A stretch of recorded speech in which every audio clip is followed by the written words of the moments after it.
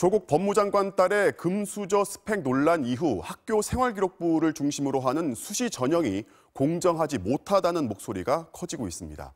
여러 이유가 있지만 대부분의 대학이 요구하는 자기소개서도 불공정의 주범으로 꼽힙니다. 수험생으로서는 남들보다 돋보이는 능력을 적고 싶기 마련이다 보니까 자소서가 부모의 직업과 가정 환경에 따라서 내용과 질이 달라지고 심지어 자소서를 자소설로 써도 검증이 안 된다고 합니다. 그 실태를 한수연 기자가 취재했습니다.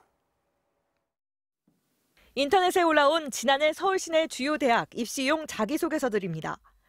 자기소개서에 부모나 사교육의 개입이 이루어질 수 있다는 지적에 따라 이제는 논문 제목, 부모의 직업 등을 암시하는 내용은 쓰지 못하게 돼 있는데 과연 그런지 살펴봤습니다.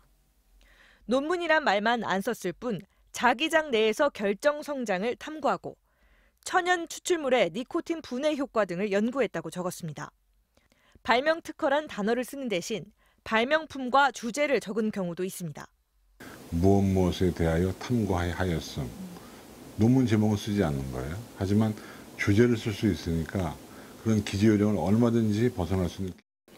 과연 고등학생 스스로 가능했을까 싶은 연구 실험 활동들도 있습니다. 우연히 포스텍 교육원과 포항공대 연구실에 직접 방문했다는 학생. 대학 교수에게 자문받아 코딩 연구를 했다거나 대학교에서 회전 증발 농축기란 기계를 빌려 실험에 성공했다는 학생도 있습니다. 규제에도 불구하고 이런 자소서가 여전히 존재하는 건 더 좋은 평가를 받을 거란 믿음 때문입니다. 생기부 있는 그대로를 서술했을 때는 사실 생기부 번역본에 지나지 않기 때문에 아마도 입학사정관들이 봤을 때는 평이하다라고 볼 수 있겠죠.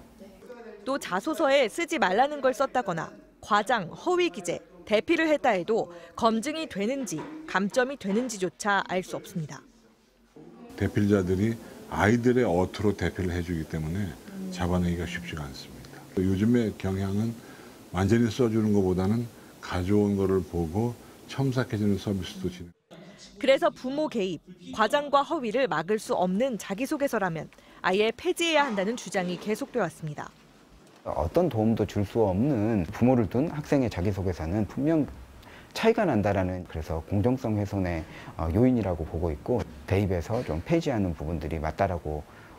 실제 일부 대학들은 이런 부작용 때문에 자기소개서를 전형에서 제외시키기도 했습니다. 입학 사정관들은요 금방 알아챕니다. 오히려 자소서가 더 그 학생의 본연의 모습을 가릴 수가 있어요. 허위 사실이 들어가는 경우도 많고.